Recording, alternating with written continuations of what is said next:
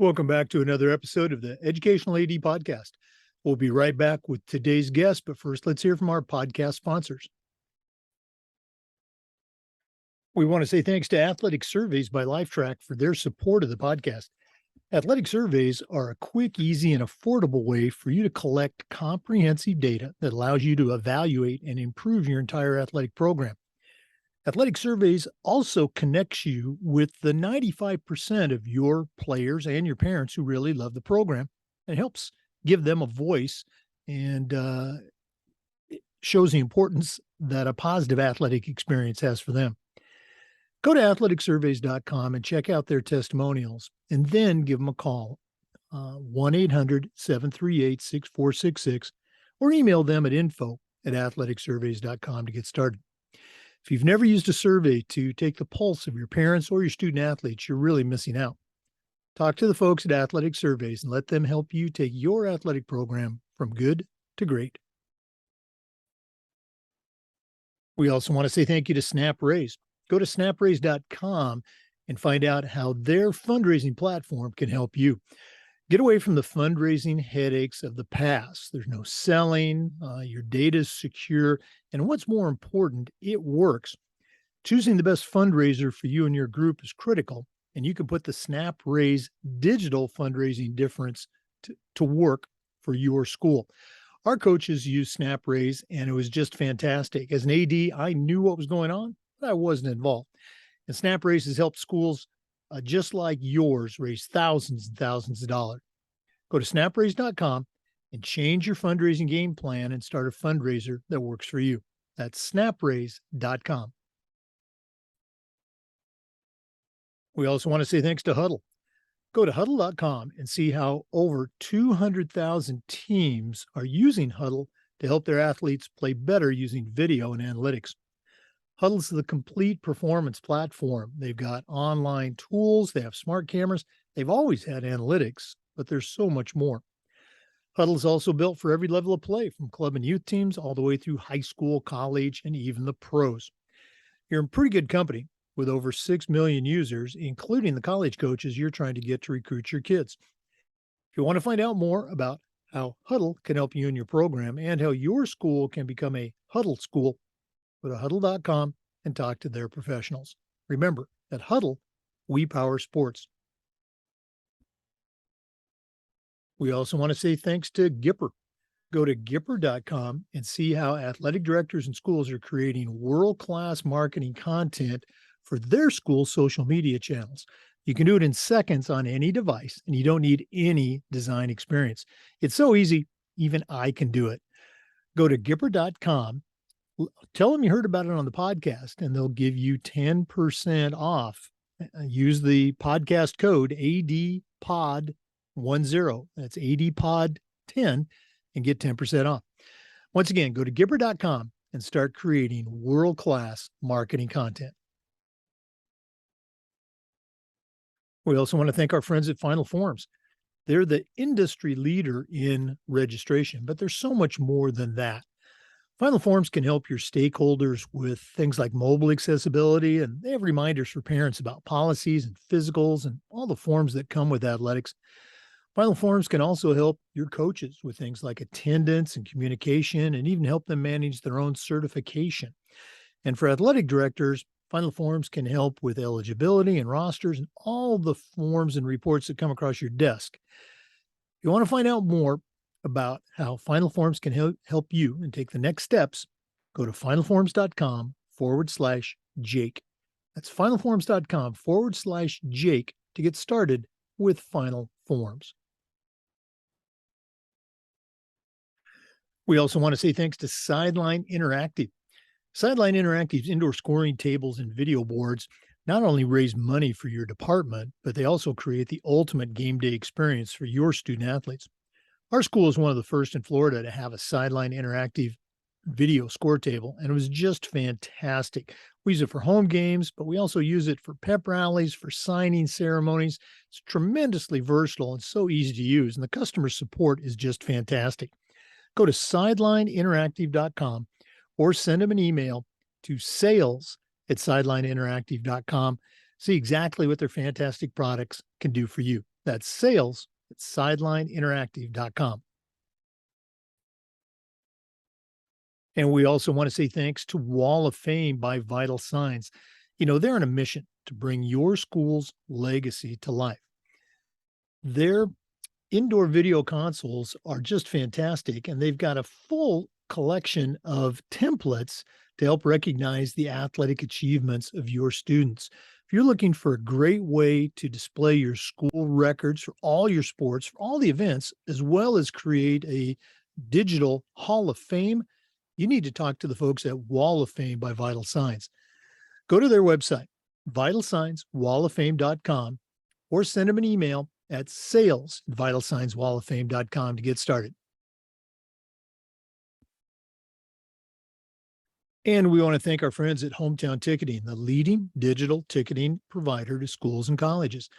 Hometown helps thousands of organizations across the country seamlessly provide convenient digital ticketing options for their communities, their families, and their fans. Go to hometownticketing.com, and they're going to show you how to sell your tickets digitally. They'll teach you how to scan the attendees. They'll also show you how to collect your revenue.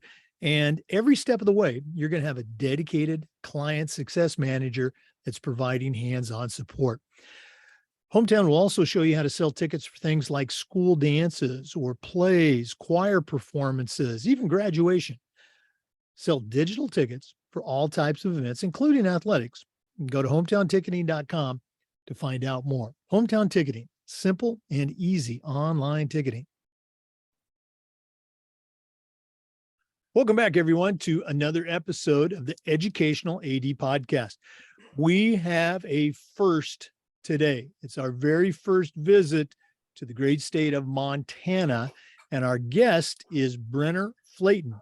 Brenner is a certified master athletic administrator, one of the very few in Montana right now, and he's the director of athletics at Glasgow High School in Glasgow, Montana. Brenner, welcome to the podcast. Hi, Jake. Happy to be on with you today. Well, we're excited to finally have a guest. We've had some listeners. Our Spotify analytics tell us that we do have people in Montana that listen, so maybe that's you, but we're glad to have our first guest on the show. So let's go and get started. We always like to let our listeners have a chance to get to know our guests. So give us that quick bio, where you were born, where you grew up, kind of take us up to the college years, and then we'll take a break, come back and hear a little bit about your career. So what's the Brenner Flaten origin story? Well, the origin kind of starts about right where I'm at right now. Actually, I'm in my hometown, so Glasgow, Montana. And as we talked off air earlier, Glasgow is dubbed the middle of nowhere. We're kind of out in the middle of nowhere. We're a prairie, and we're about 4.5 hours away from anywhere that would be considered a city for those out there. So this is where I grew up. I graduated from Glasgow High School. I went on to college, four-year university at Dickinson State University in North Dakota. Played 5 years of college football over there and got my degree in K-12 physical education, health and physical education. After that, immediately moved down to Wyoming and started teaching and coaching down there. I taught for 7 years in K-6 physical education, and also coached football and wrestling. And then while I was there the last couple of years in Wyoming, I started working on my master's through South Dakota State, and I finished my K-12 educational administration degree. And when an opportunity came about to be able to move back home, I moved back home in year 8 to come back home and take the athletic director and vice principal job in Glasgow. And this is heading into year 9 in this position and year 16 overall in education. So it rolls fast. Oh, absolutely. It does go by fast. I want to go back to, growing up in Glasgow. I grew up in a small town, maybe not that small, but I did coach in my career in several, schools that were, 150, 200 kids. What was that like growing up, back in the day? I have nothing but good things to say about growing up here, and that's probably why I ended up back here, right? There's something to be said about small town living. And it was something that I wanted to return to. And when I left college, I actually was teaching and coaching in a small community in Wyoming as well. So small communities is about all I've ever known. Where I went to college in Dickinson would be considered a fairly small community. It's grown since I was there, but that's a small community and a small university as well. So there was a lot of things that I liked about Glasgow growing up. One of the things is I wanted to be able to come back here. I'm married now. I wanted to be able to raise my kids here because of my experiences that I had when I was a child, and give my kids those same experiences and those same opportunities. We talked earlier as well about some of the things that make Glasgow unique, some of the traditions, the activities, the athletics that we offer, and some of the things that we do. And I wanted my kids to be able to experience that as well. And so that's where it really came down to. I wanted to be able for my kids to be able to know most of the people that they're around. And when we walk down the street or we're driving, we're waving to everybody, and just that small town feeling, small town America, Friday Night Lights, whole deal. That really played a large part in us moving back here. Oh, absolutely. And again, I can certainly relate to that, both as a kid growing up and a number of coaching stops. For our listeners, our guest today is Brenner Flaten. He's a certified master athletic administrator, and he's the director of athletics at Glasgow High School in Glasgow, Montana. We're going to take a quick break, but we will be back. So stay with us. This is the Educational AD Podcast. We want to say thanks to Athletic Surveys by LifeTrack. They sponsor the Athletic Director Toolbox segment later in the podcast. Our school used surveys for just about everything, for coaches, for kids, and for parents. And the information that came back was almost always overwhelmingly positive, but it also allowed that squeaky wheel parent to vent a little bit. And sometimes they'd share a small issue that we could take care of and address and keep that from turning into a big issue because we didn't know about it because we hadn't done a survey. Really encourage you to reach out to the folks at Athletic Surveys by LifeTrack. Go to athleticsurveys.com or send them an email at info@athleticsurveys.com to get started. It lets you take the pulse of your parents or your student athletes. Talk to the folks at Athletic Surveys and let them help you take your athletic program from good to great. Welcome back, everyone, to the Educational AD Podcast. Our guest is Brenner Flaten, certified master athletic administrator and the director of athletics at Glasgow High School in Montana. Brenner, you talked a little bit about, your career path after graduation. Maybe take us through, some of those early days as a teacher coach, and then tell us the motivation, the reasoning to, as I like to say, come to the other side of the desk and become an athletic director. Sure. One thing I like to talk about with people when they ask me, how did I get to where I'm at? I think I talk about, it's something that I always wanted to do. I grew up in a family that we were immersed in athletics, wrestling from the age of 4 or 5 years old. My dad was head club coach when I was a youth. Got into, played all the sports when I was little, baseball, soccer, all those things. Started playing football in middle school. So, sports is all I've ever really known, and just being in that competitive environment. And so by the time I was a sophomore in high school, I already had a pretty good idea that I wanted to find a way to be a coach, and start transitioning from being an athlete to being a coach. So I tell people I already knew by the time I was a sophomore that I wanted to be a PE teacher, because at that time, that was kind of what you needed to do to be a coach. It might not be necessarily that way anymore, but at that time it was considered, if you're going to coach, you're going to coach at the high school level, you need to be a teacher. Okay. And what's the closest things to athletics? So, well, that was being a physical education teacher. So I was already focused on that sophomore in high school. And so as a lot of people might head off to college and switch their major 4 or 5 times, switching major was never a consideration to me. I was pretty certain what I wanted to do. So had the opportunity to go to college on an athletic scholarship and start working towards that degree, with the ultimate understanding that I was going to be a coach.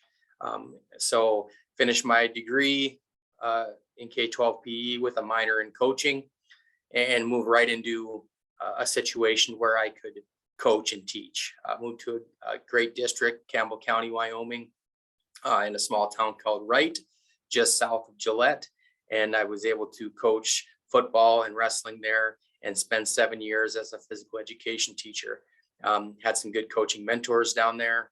And it was just an overall great experience, like I expected it to be, and what I always wanted. And I knew right away, probably about 5 years in, that, you know, it's a normal transition, right? You're going to come out of college, you take an assistant position, hopefully work your way into a head position, you know, and then maybe if the opportunity arises, maybe you want to be an administrator, maybe you want to go and be an athletic administrator. I realized I was in a position to where I was ready to go back to school and get my master's. And I figured if I'm going to get my master's, I might as well do it in K-12 admin and have that opportunity to move up and then maybe be an AD. Like I said, this opportunity opened in the hometown, and to come back to an area that I was super passionate about. And I took it, just jumped right in with both feet and haven't regretted it at all. It is definitely different.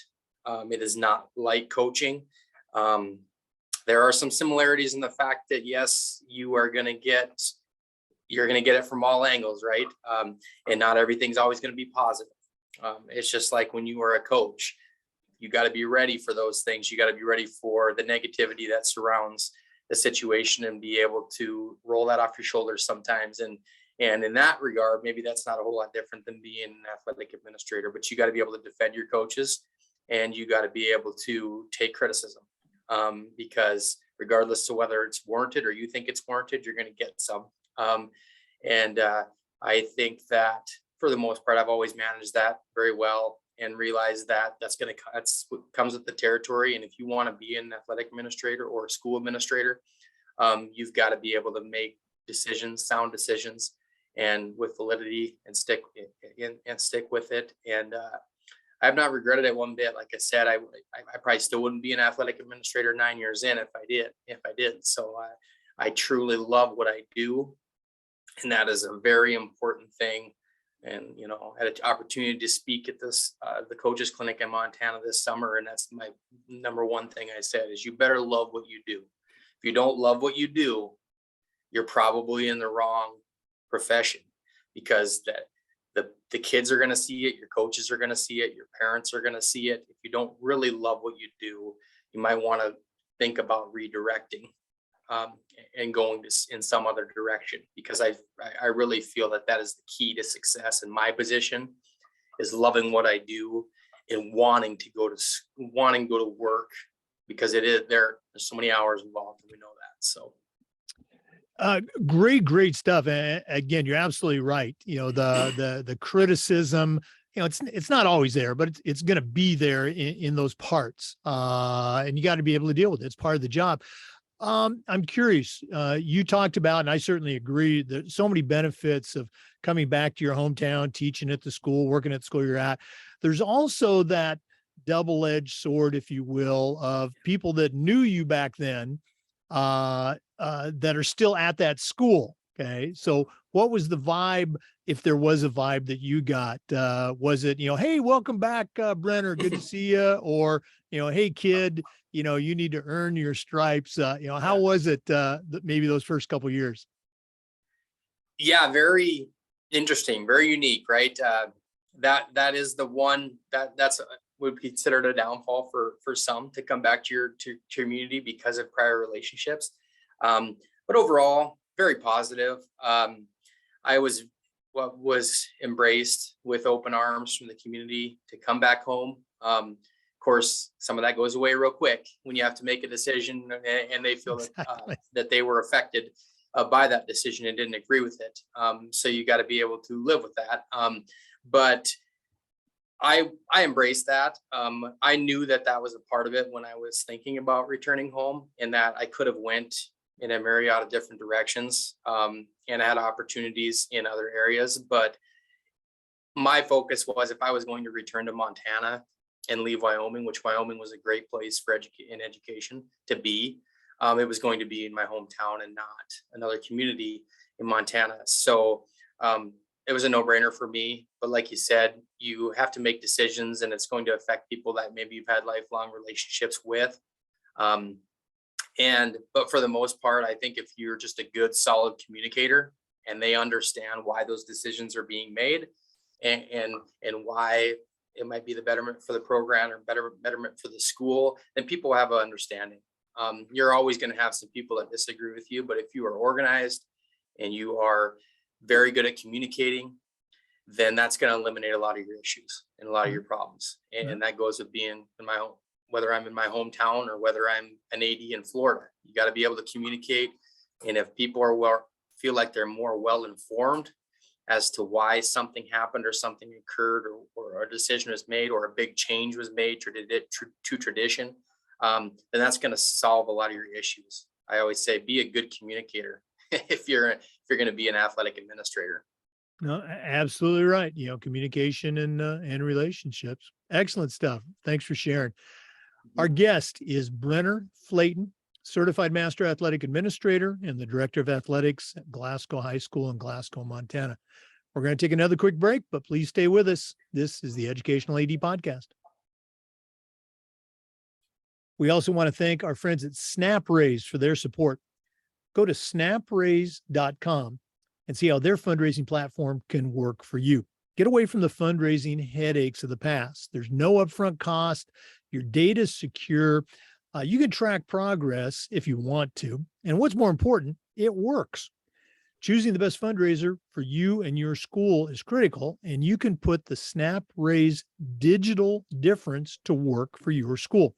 As I said, it's easy and effective, and it's safe and secure, and it works. Our coaches used SnapRaise for a number of fundraisers that were very successful, and they've helped other schools just like yours raise thousands and thousands of dollars. Grow your program with SnapRaise. Change your fundraising game plan and start a fundraiser that works for you. Go to snapraise.com for more information. Welcome back, everyone, to the Educational AD Podcast. Once again, our guest is Brenner Flaten from Glasgow, Montana. Brenner, we always like to allow our guests to give a shout out to their mentors. None of us get to where we're at on our own. We've had people helping us, pushing us, et cetera. So who are some of the folks that have helped you along the way? Yeah, great question. I think it starts in the home first for me. I had great mentors to look up to at such a young age. And I know not everybody's that fortunate, but I was. My parents were outstanding and just supporters from day one, and had two older brothers to look up to. I'm one of four boys in the family, and two older brothers that were quite a bit older than I was. One of them graduated 8 years before me, and the other one 5 years prior to me. But I was young enough to see how they did things and did things the right way. You have your normal in-house battles with your brothers and when you're competitive, but without those situations and things that I wouldn't be where I am today. I know that for a fact. And so my brother Jason, Brady, older brothers, you just really looked up to them growing up. And when you have that built in your head that you're kind of a competitive person from day one, I think I always was. You want to do what they did, maybe, and try to maybe do it better. And that's kind of I think that's always the right mindset to take. And they are always very supportive as older brothers. And in a lot of ways, I took a lot of similar paths that they did. Are they athletic administrators? No, but they were also very involved in sports and athletics and went on to become college athletes and are both very successful family men and with their careers now. And my dad, the way he raised us all, I've got a younger brother, two older brothers. The way that my dad raised, I mean, he was tough, but it was demanding of us, but was always fair and he's the same way today. get softer in your older age, but he's all. I hope everybody can grow up with a father figure or a dad in their life that supports them and sets them up for success, like I was. So it started there within the family, and then you wouldn't be an athletic administrator or coaching if you didn't have those people, those coaches, right? So I would say number one, when I went off to the university, to Dickinson State University in North Dakota, I was recruited out of high school in wrestling and in football, and I chose to play football at a small school in North Dakota at DSU. And the guy that recruited me at the time was Pete Stanton. He was the linebacker coach, and he was from a small community in Montana originally as well. And it's part of the main reason that I went there. When you go through the recruiting process, it's about relationships, and feeling like you can fit in at a place that you go to. So, and it was just how I envisioned it going. And he was a great role model of mine, still to this day. And I enjoyed my 5 years there, and he was my position coach, and now he's the head coach at Dickinson State University. So he's still at my alma mater, and he's now the head guy. And I stay in touch with him on a weekly basis. So that's a guy that I'd like to point out as an important member, as an important person in my life and the projection moving forward. And then when you go on, you go down to Wyoming and you work with people. Larry Urati was a head football coach, head wrestling coach that I worked with down there for a handful of years. And we know when you're coming fresh out of college, you don't know everything. You're 22, 23 years old. So you got to have those mentors to work with when you're an assistant coach. So with him as a head coach and showing you the ropes and some of the things about being organized, I remember about one thing about Larry when I worked with him is he was just always very organized. And that was something that I noticed right away, that, he was never unorganized. So that I took that, and that's something that I took moving forward.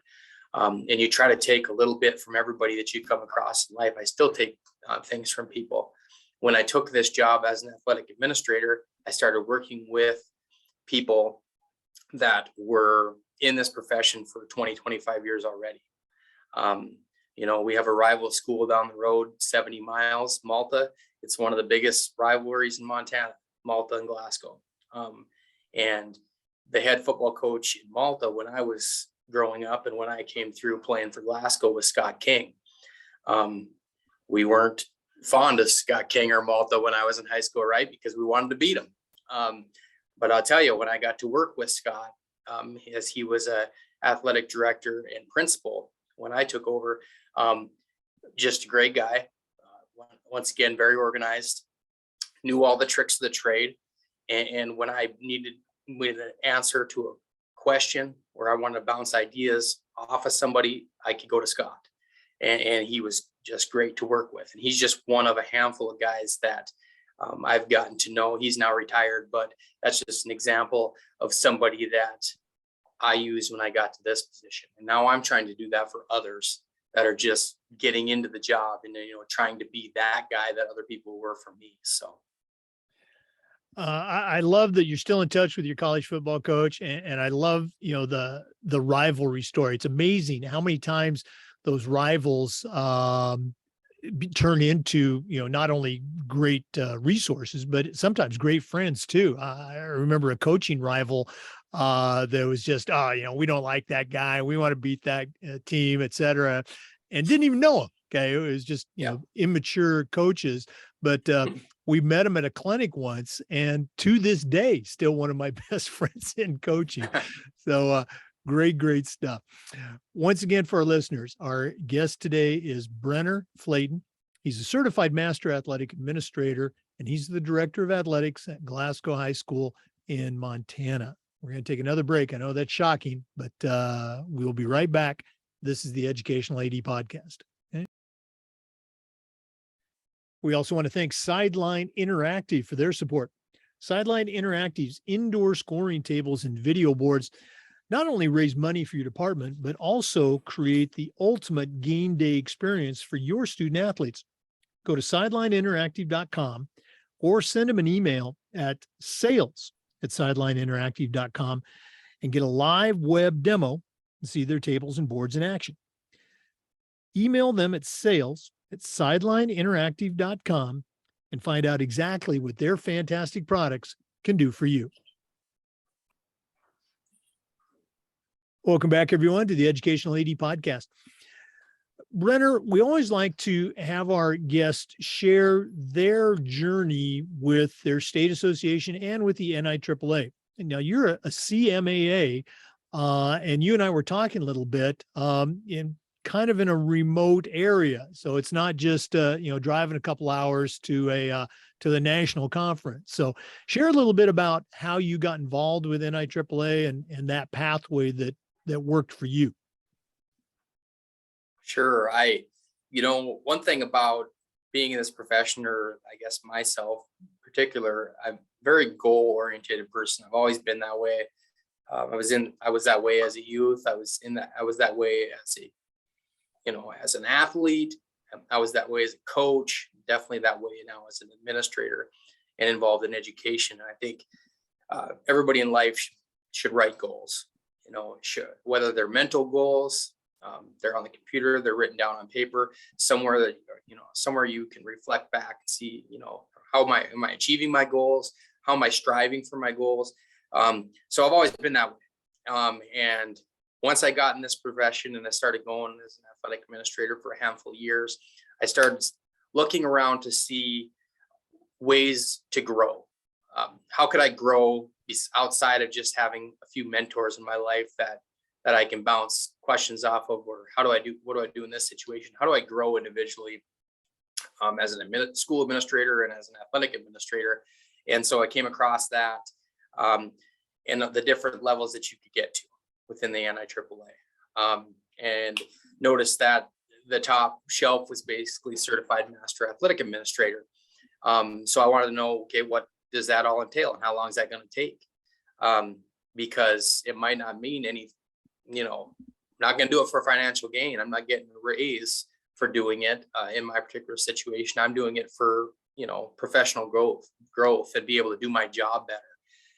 So I looked into it and I after about 3 years of being an AD, I'd already been thinking about it. I'm like, I want to do this someday. But at the same time, you're starting a family, you're buried every weekend.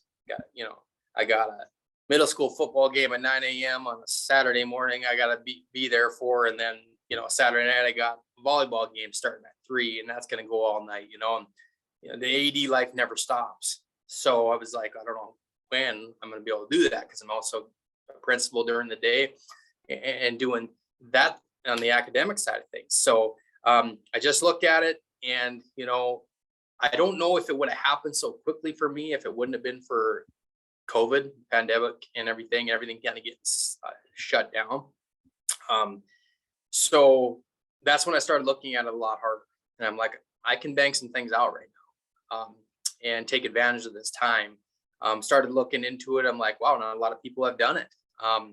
There was only 3 certified master athletic administrators in the history of Montana when I started, and now I'm the 4th. And 2 of them were retired. One of them is actually is a colleague of mine in the same division in small school in northern Montana. He's the only other guy that's currently an AD that's a CMAA. So kind of bounced some ideas off of him, asked him some questions and his processes, but realized that I could be one of the first. That's a goal, like maybe I can strengthen myself as an athletic administrator. Maybe I can bring some of these ideas back to Montana and the high school association and make things better in Montana, not just for my school, but for everybody in the district, division, statewide, and then convince others to take the same path. So really dove in with both feet during the spring of 2020 and really got after those courses that it takes, and I focused on the courses that I felt would be most beneficial to me. Yes, I looked at the ones that were interesting to me or stuff that maybe I already enjoyed, but wanted to come, think about some other avenues towards things. So I took those courses, and then I opted for, the presentation. I know I could have written a long paper. I've written enough long papers in my life. So I was like, I don't have a problem presenting my ideas to people. And we did it over Zoom. And, I focused in an area that I felt would be good for personal growth for me, but it would also be something that I could use to better our school and our athletic offerings. And it's just it was a smooth process. Yes, it took about 2 years start to finish, and that's probably faster than what a lot of people do.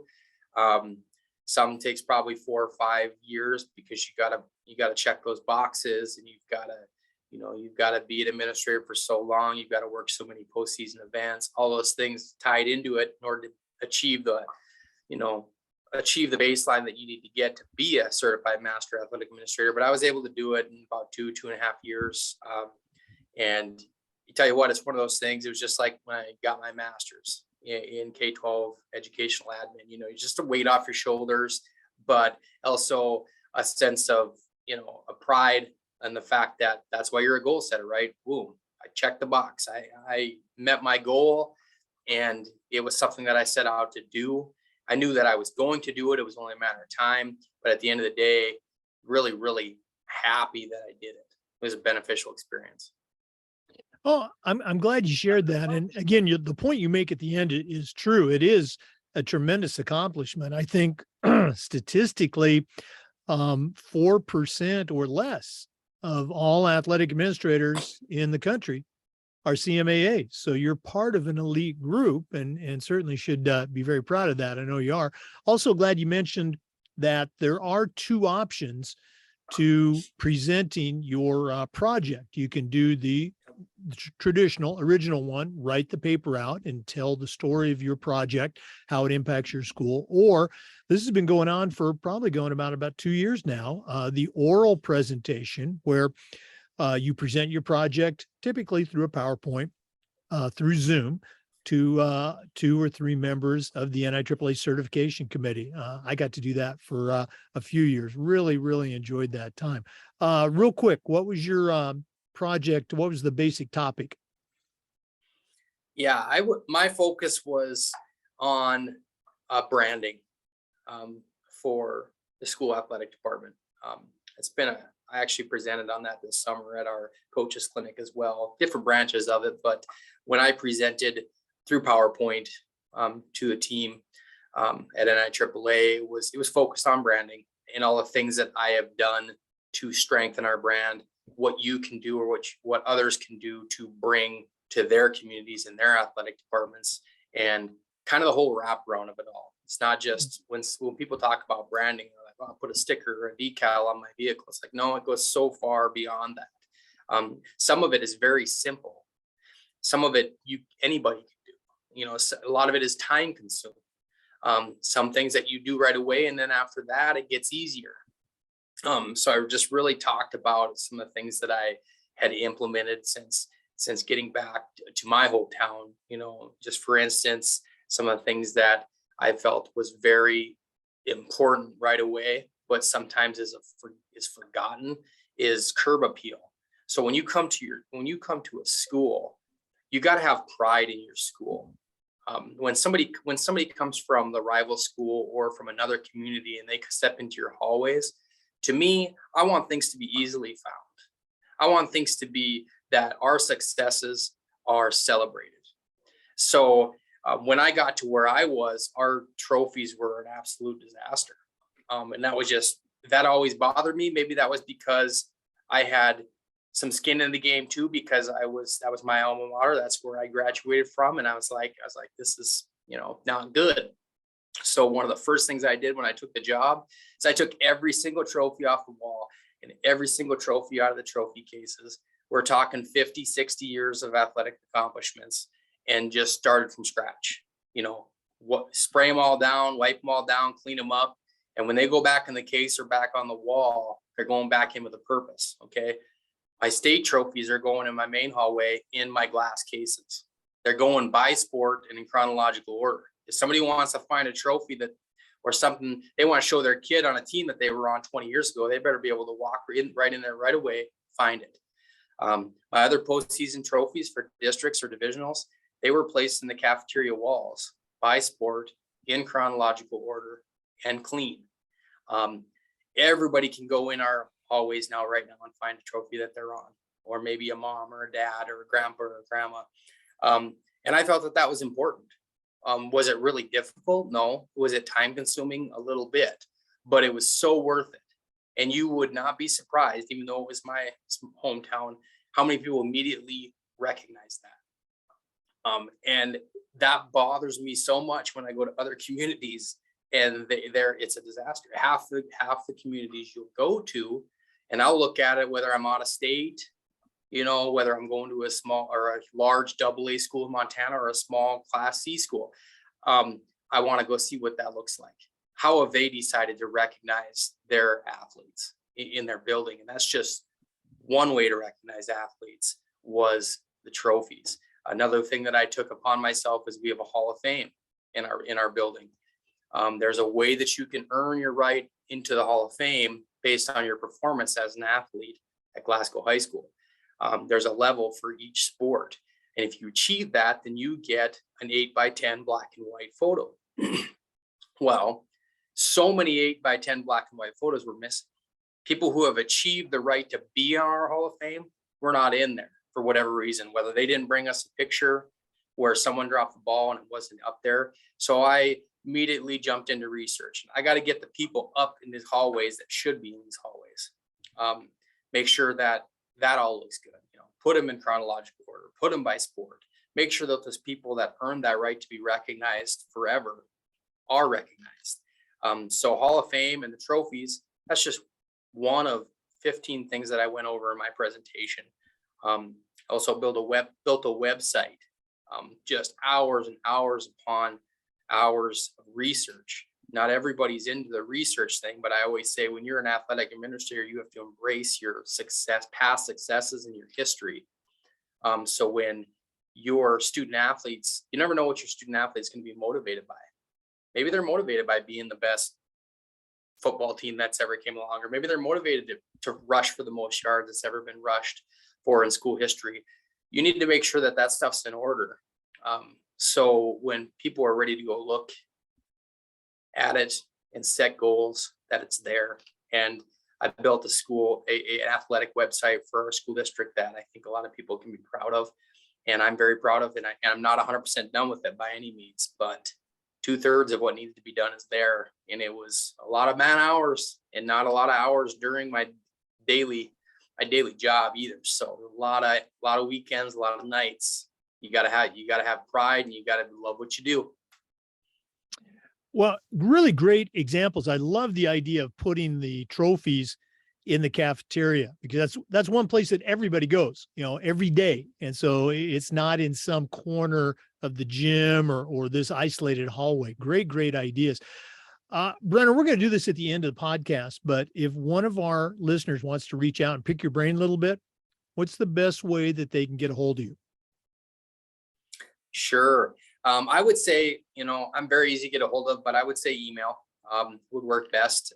I'll return your email within 24 hours for sure. Usually that same day, within a couple hours, but it's Flaten, Flaten at mail.glasgow, GLASGOW.K12 or K12.MT for Montana.US. Nice long email. But reach out through an email, and I'm more than happy to share my experiences or things that I think might help you in your building, in your school district. I've done a lot with Montana athletic administrators, and I feel that in order to grow as a professional, that's got to be one of the things that you're willing to do, share. And just like if you are a good coach, you can't be worried about, I'm giving this person all the secrets of the trade, right? That's like the best coaches that I know are the ones that will present every year at the coaches clinic. They don't care. They want to make the sport better. They want to make the profession better. They're more than willing to share the X's and O's or the foundation of their program or their things that they do well in practice. It's the coaches that need to be willing to listen and hear it, right? It's probably the same thing as that administrator. If you feel that you still have room for growth, and I do too, be willing to listen to others. be willing to accept new things and try new things. And that's when you're going to really see the positivity, and things are going to explode for you, is when once you're willing to get that help. And not, like I said, I'm not at the top of the food chain by any means. I'm willing and ready to get new stuff all the time. Yeah, again, really appreciate you sharing. And we'll give that email address out again at the end of the podcast.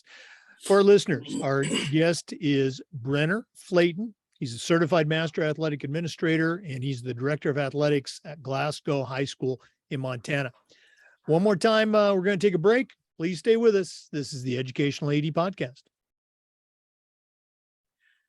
We want to say thanks to Wall of Fame by Vital Signs. You know, they're on a mission to bring your school's legacy to life.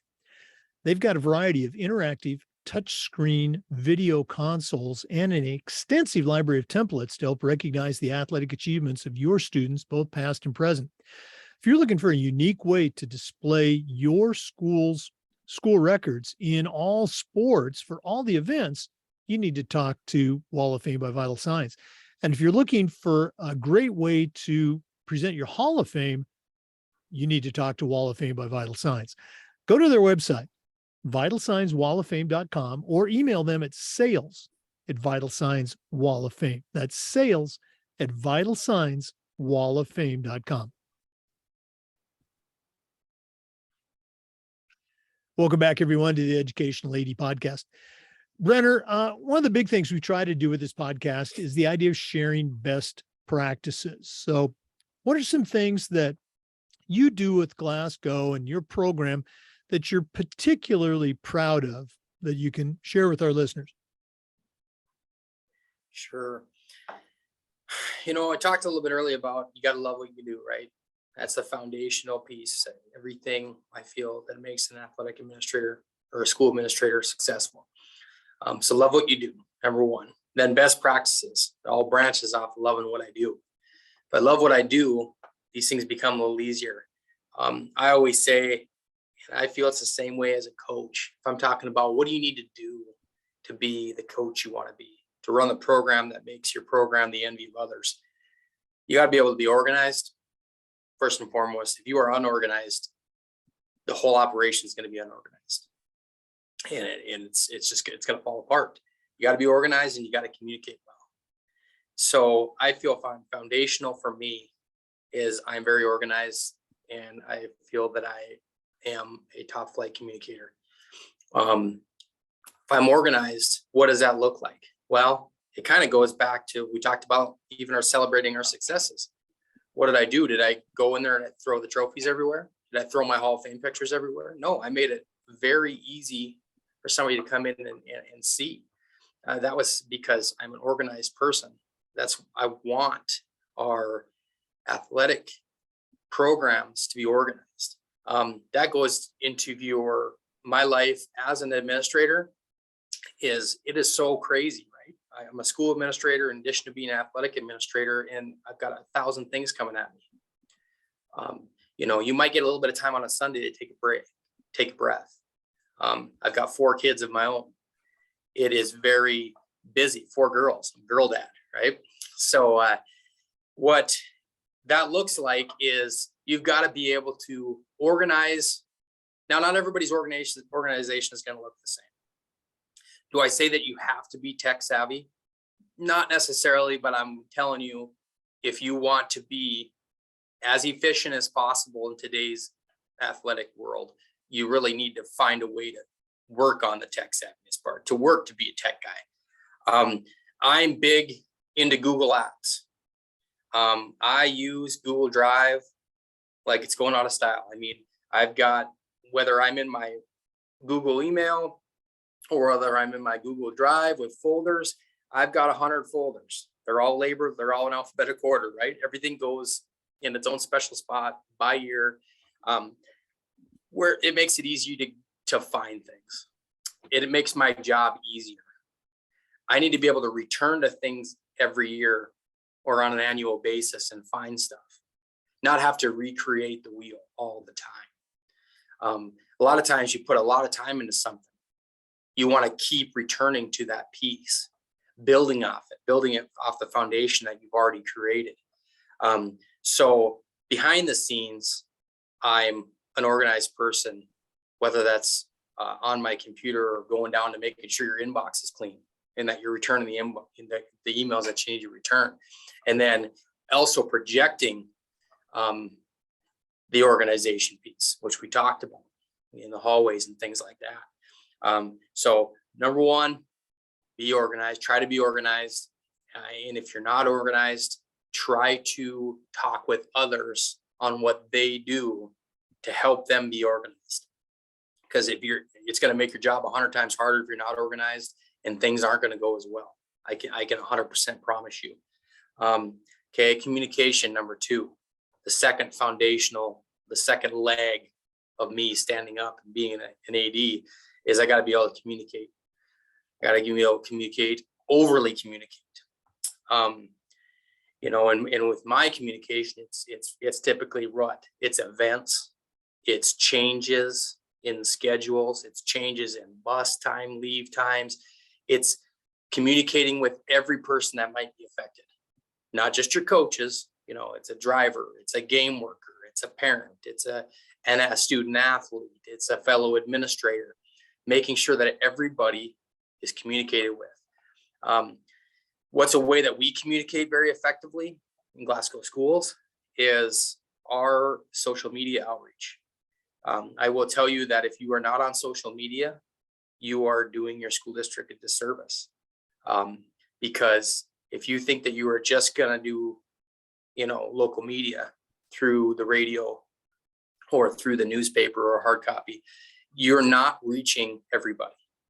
I will say that over and over again. Does that mean it's just Facebook? No, that means a branch of social media, branches of social media.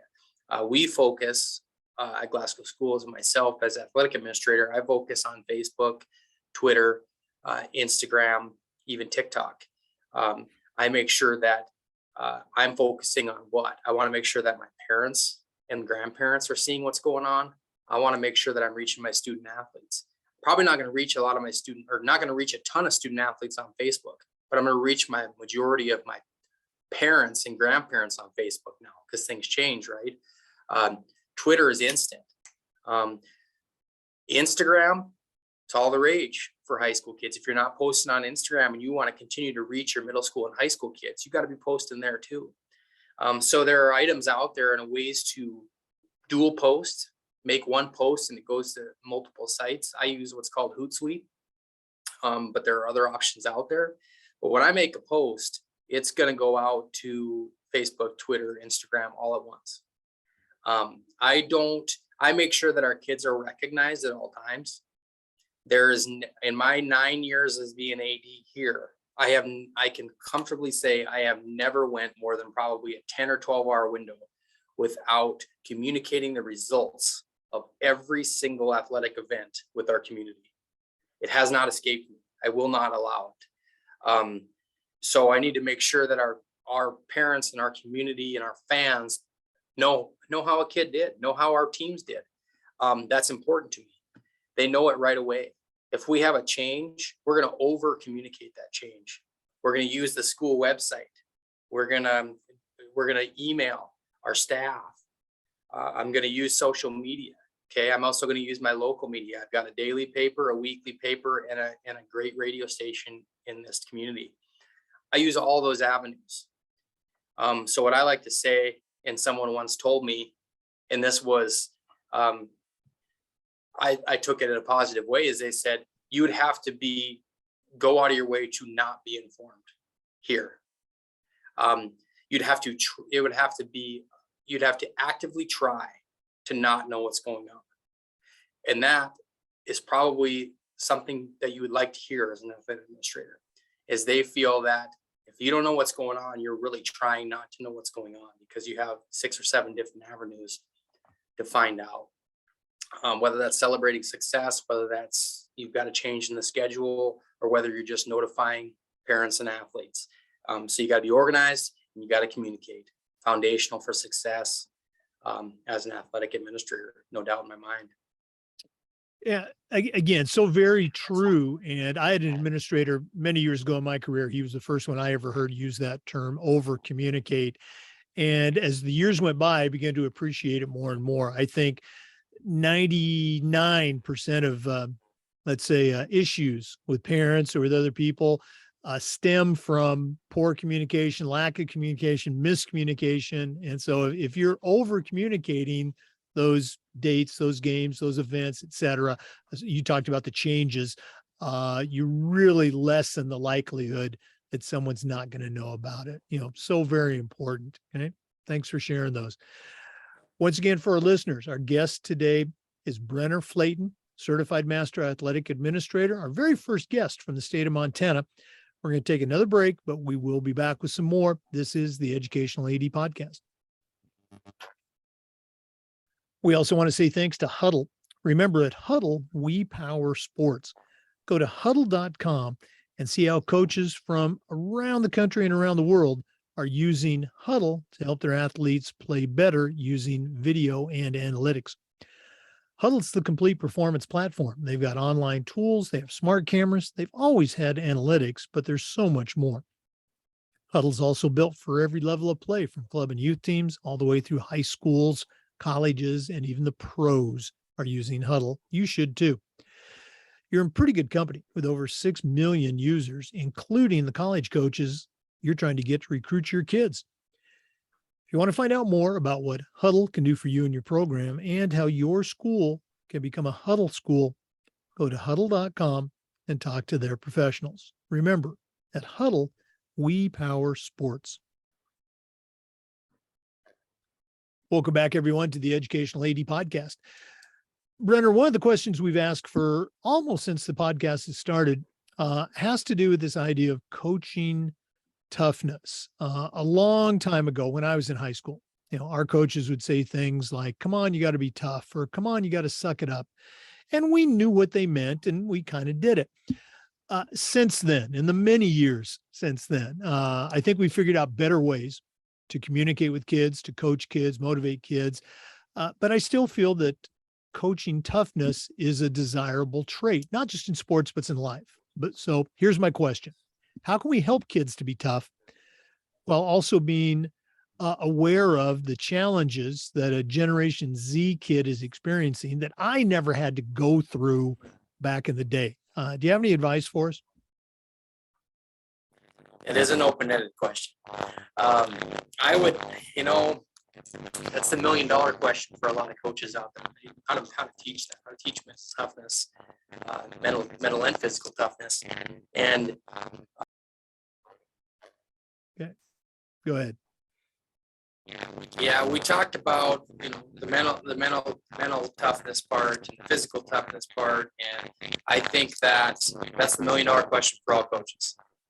We want to know how to. They all want to know how to teach that, and some would think it's impossible. I would say, they want to point to, well, this generation is different than what it was 25 years ago, 30 years ago. Maybe in a way, kids are different, but it might be because of how they're brought up, right? It's not all, the coaches can only do so much, I will say.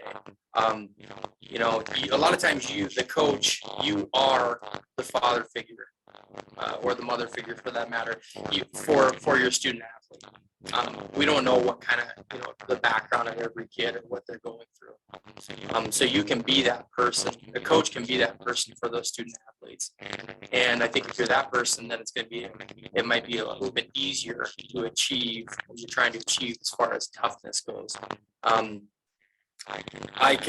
will say, maybe this is just a plea to the parents out there that is we let our student athletes fail a little bit along the way. They got to be willing to lose with grace, understand that you're not always going to win.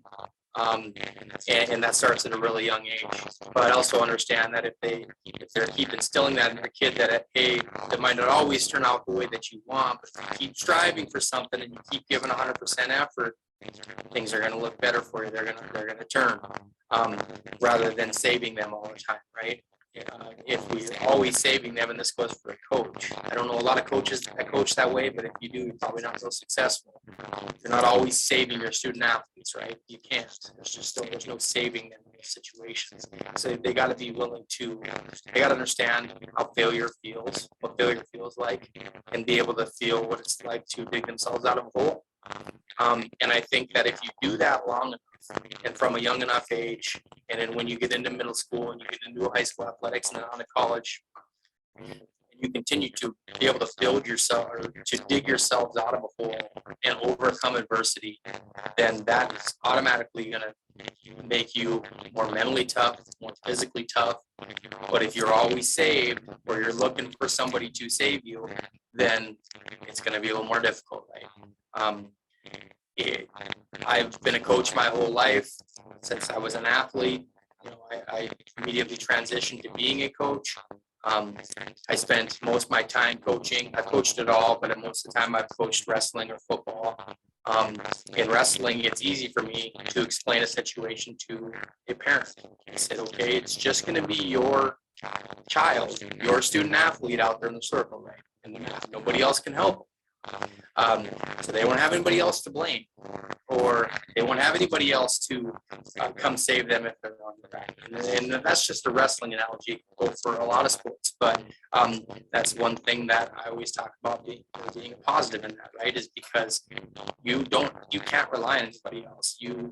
And that is different. That's an individual sport. There's team sports too. There's team sport aspect to everything. Being a good leader. Sometimes you have a team sport, or you're a head coach of a team sport. Some teams are better than others. Some teams are more successful than others in the win-loss column. A lot of that is why, not because maybe you coach better that year. Maybe it's a talent level, talent discrepancy. Maybe they're be the toughest kids in the world, but they just don't have the athletic ability. They can overcome a lot of things. You can't make a jump shot, or whatever. Some of those things, it's just repetition of being in the gym, or it is your leadership, your student leadership. How well have you developed your student leaders around in your program? Because it's not all about you as a coach and being a great mentor and a leader from the coaching position. It's about developing student leaders and great juniors and seniors that can lead your program. The best team sports that I've seen, teams that I've seen, are the ones that have great leadership from within. And that might be the way that leader was raised at home. That was the way that leader was coached when he was a freshman. You're going to coach him to be a leader, because they're going to help take your team over. Because they're not always going to listen to just the coach. You got to have a voice, and one that kids want to follow, but you got to have good student athlete leadership as well. And I think all of that is going to develop the toughness that we're looking for. You're going to struggle to find the toughness with everybody. There's always going to be some that just like, just not real tough, right? But how can I get them to overcome things? How can I get them to be a successful or valuable part of this team? How can I get them to get better from the first practice to the 25th practice? And it's not all about wins and losses. We know that. It's the lessons you learn in athletics. When we get to high school and we get to college, is a lot about wins and losses. Yes, I'd be lying if it wasn't. We want to win at the varsity level and into college. But we also need to understand that there are some limitations sometimes in some years, in some programs. So just get the best out of the kids that you're working with, and send them home with some things that they didn't have when they got to you, right? Yeah, you covered so many great points there. And again, I think the kids tend to get it. You brought up the idea of, helping the parents understand that, nowadays we're not just coaching kids, we're coaching parents as well.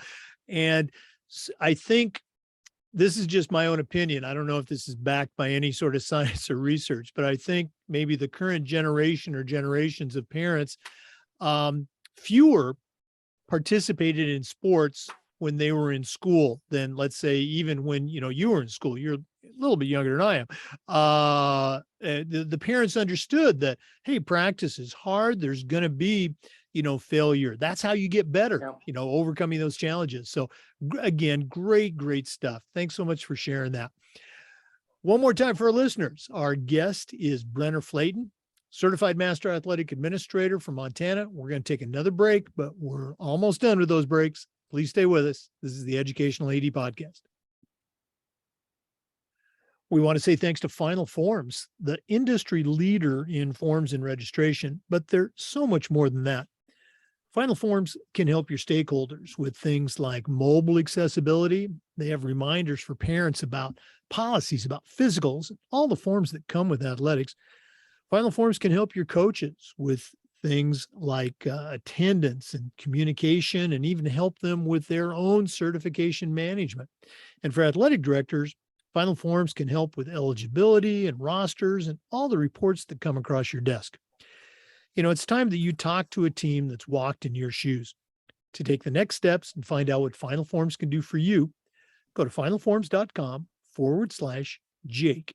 That's finalforms.com/Jake and get started with Final Forms. Welcome back, everyone, to the Educational AD Podcast. Brenner, you and I were talking a little bit during the break about, you really got a passion for the multi-sport experience. Again, back in my day, that was the norm. Everybody did 3 sports. We had a couple people that just did 2, but what are your thoughts on the multi-sport experience? It's really invaluable.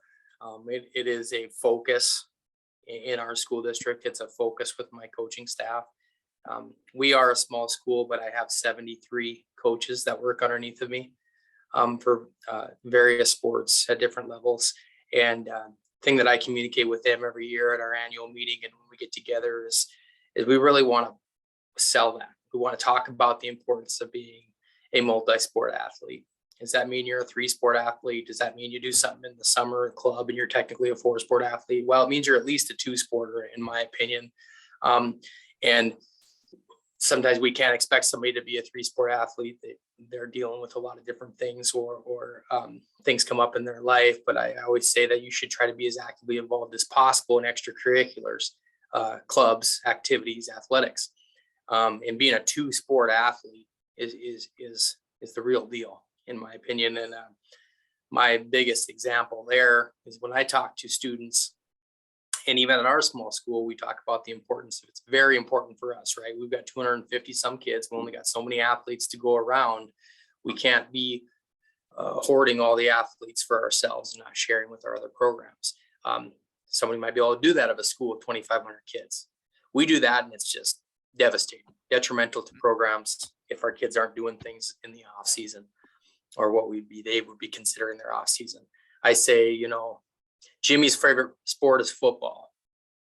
It might not be Joe's favorite sport, but Joe's favorite sport is basketball.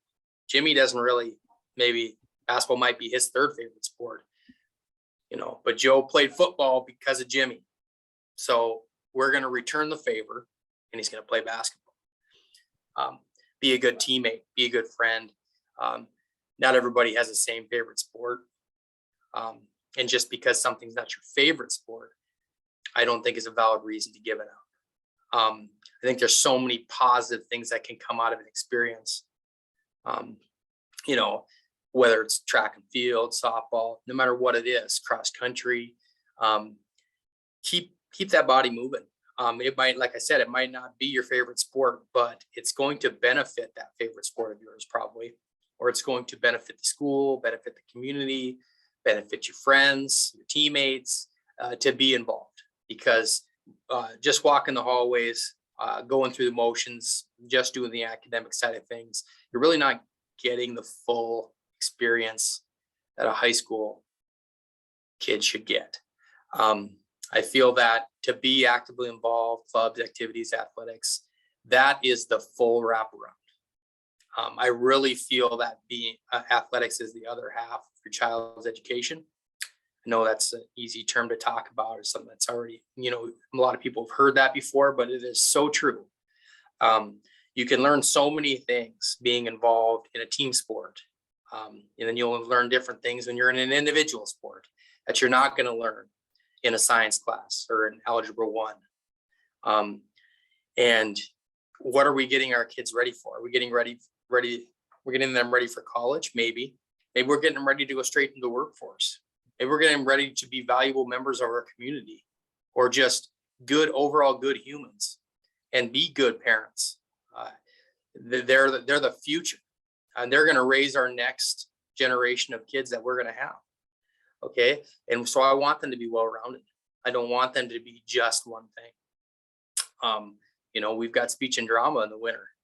Speech and drama is very important for our activity offerings. A lot of our kids that are involved in speech and drama in the winter, they don't do anything else. They're not in many of our kids, they're not in any athletics. So if we didn't have that extracurricular offering, we didn't have speech and drama, then what else are they getting? So we're trying to make sure that everybody has a couple of things to be involved with. Not everybody's an athlete, but I bet you can give a sports a shot and probably have a positive experience with it, even if don't have a tons of wins and losses, or maybe you're on JV and you never maybe scratch varsity. There's still so many positive experiences about that, even for somebody that maybe never started or never received a postseason accolade. So that's my biggest push, or one of my biggest push with our coaches, is that we need to really talk about the benefits of staying actively involved. That goes back to when your child is young, right? We want to get our kids, you've heard this, we want to get our kids moving. We want to get our kids outside. Too much screen time is detrimental. Whether that's behind the TV, behind an iPad, computer, or their smartphone. Is there a time for that stuff? Sure. But if those kids that are outside and they are actively involved from a young age, and they have parents that are running them to various activities when they're younger, those kids are the more apt to want to do multiple sports and multiple activities when they get to the high school, when they get to high school aged. It's probably a rarity if a kid is spending all of his time playing Xbox all summer long and they don't ever leave the video game platform, that kid's all of a sudden going to be interested in all these extracurricular offerings or all these athletics we offer. Just doesn't usually happen. What they are conditioned to do when they were younger, a lot of times is going to follow through. So that would be something that I would like to stress to our parents and our families, not just in Glasgow, but everywhere, that we want to try to start that when they're young. And then I think there's probably not a lot of ADs out there that are like, oh no, you need to focus on one sport. You need to, if you want to be the best this, or you want to be recruited, you got to be doing this sport for 11 out of 12 months. Take Christmas off, but no, that's not how they think. They all want you to be well-rounded. They want to prevent burnout. They want to, do you want to do the summer camps? Yes. Who wants you to do the summer camps? Who wants you to do the open gyms? Well, we want you to be well-rounded and do more than just one, prevent injury and all that good, all the stuff that's going to be beneficial. Right. And again, the research is very clear on this, that kids who do multiple sports, they're better at their favorite sport or at their best sport because they're getting cross training, because they're not getting the overuse, the repetition injuries.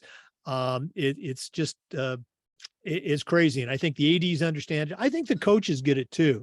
Once again, it comes back to educating the parents and the kids, and I love the way you talk about at the small town scenario. You only got so many athletes for all of your sports. And, we're not, in your case, it's not Glasgow basketball.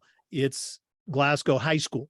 It's not Glasgow soccer, it's Glasgow High School. And so the high school comes first, and the team and that coach, he's part of, that athletic team, and the coaches need to understand their role. So again, big points.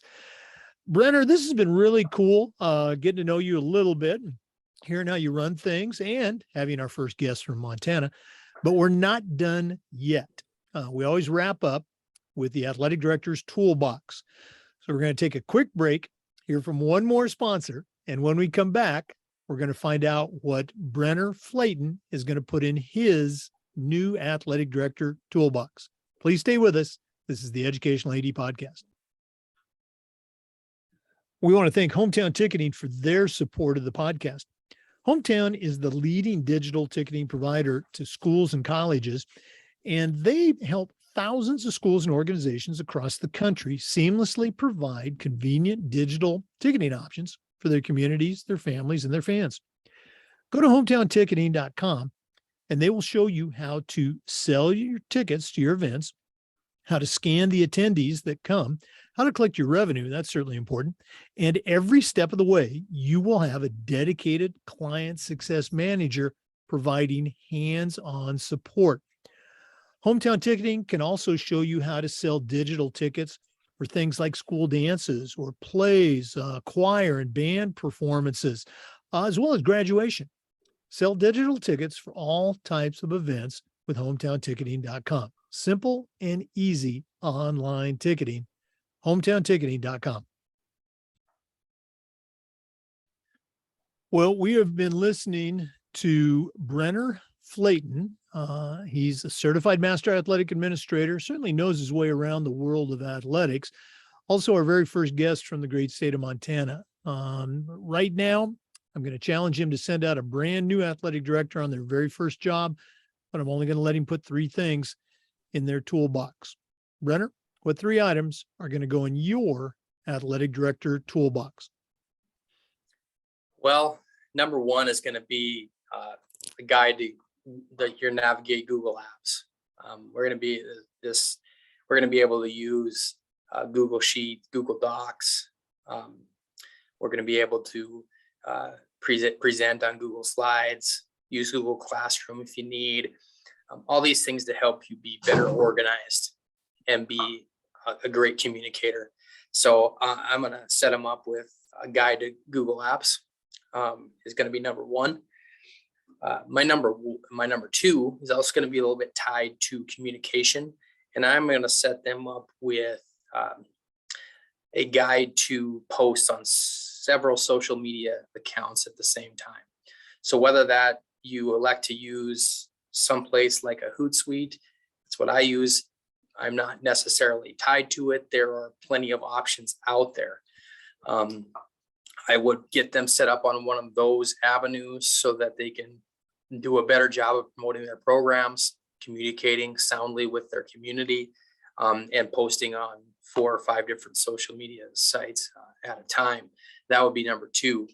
Number 3, I would set up a way that the coach and the AD feel that they can be evaluated, as well as how they can be go and achieve more education. So what that looks like is we use Coach Evaluator. You don't have to use the Coach Evaluator. There are, like I said, there are a couple out there as well. But you need to have a foundational piece on how you're going to evaluate your coaching staffs. How are those head coaches, or are you going to evaluate the assistants? And how are you going to evaluate the head coaches? What are they going to be evaluated on? So I had to build my piece on Coach Evaluator from the ground up, and I made sure that everything that I wanted to evaluate coaches on were in that piece. I think it's very important to evaluate coaches. If our coaches are not being evaluated, they do not know what to improve on. They might think that they're doing everything right. They might think they're doing everything wrong. If you're not being evaluated, you cannot grow. And that's during my job as an academic administrator, during my job as an athletic administrator, whether it's a coach, a teacher, everybody should be evaluated to some degree in their job. And I think there are a lot of schools that don't evaluate their coaches. You might think that's crazy, but that's true. I've communicated with a lot of athletic administrators who don't evaluate. They're just either hired or not rehired, or not renewed, and most of the time renewed with really not a lot of discussion. So I think having a piece like Coach Evaluator and having that sit down exit meeting after those seasons is huge. So those are 3 things that I would put in my toolbox right away: Google Apps instructions, Hootsuite / social media, being able to do social media blasts, and 3, Coach Evaluator, a coach evaluation piece in place to help your coaches be successful. Oh, again, I love the tools. I love the, the very focused practicality of them, the apps. And again, you bring up a very good point, the evaluation, um, the collegial evaluation of coach and AD, trying to get better. Very good stuff. Brenner, we did this earlier, but if one of our listeners wants to reach out, pick your brain a little bit more, and listeners, I think you've got a great resource here. What's the best way that they can get a hold of you? Absolutely. I would say email is the top way to get a hold of me. Once again, lengthy kind of email. It's Flaten, Flaten at mail, MAIL .Glasgow, GLASGOW .K12 or K12 .MT for Montana .US. And also you can follow me on Twitter. I try to share stuff. I'll share stuff of Jake's and things that are educational related towards athletics and things. You welcome to follow our Glasgow Scotties accounts. We have got Glasgow Scotties accounts on Facebook, Twitter, Instagram, TikTok. Those things, you might not care how Glasgow does on a Friday night football game, but you might pick up some things on how you could promote your program online and via social media by some of the stuff that we do. And maybe you can use those same things for your school. So you might not care about the results necessarily, but maybe you'll care about how I'm presenting some of that stuff to the community, and go ahead and take that stuff. It's for the taking. Use it, turn around, put your own spin on it, and use it on social media and see where it goes. Thanks for sharing that Twitter handle. And yes, we do. We do care how the Scotties do on Friday night. We'll be watching them. Brenner Flaten, thanks so much for spending time with us today, and all the best with the coming season. I appreciate you taking the time, Jake, and having me on. It was an enjoyable experience. So thanks a lot. Well, thank you. Okay. For our listeners, the Zoom recordings of these interviews get uploaded to the Educational AD Podcast YouTube channel. We appreciate you listening today. Come back again next time for another episode of the Educational AD Podcast. Before we go, we also want to say thanks to Gipper for their support. Go to Gipper.com and see how athletic directors are creating branded content for their school social media channels in seconds. You can do it on any device, and you don't need any design experience. It's so easy, even I can do it. Go to Gipper.com and tell them you heard about it on the podcast. Use their special podcast listener discount, ADPOD10. That's ADPOD10, and get 10% off. Go to Gipper.com and start creating world-class marketing content. Once again, we appreciate you listening to today's episode. Come back just about every single day for new content on the Educational AD Podcast, and check out the videos on YouTube. Let us know if you have an idea for a topic or a new question, or if you'd like to be a guest. We'd love to have you on and share your story. Once again, thanks for listening to the Educational AD Podcast.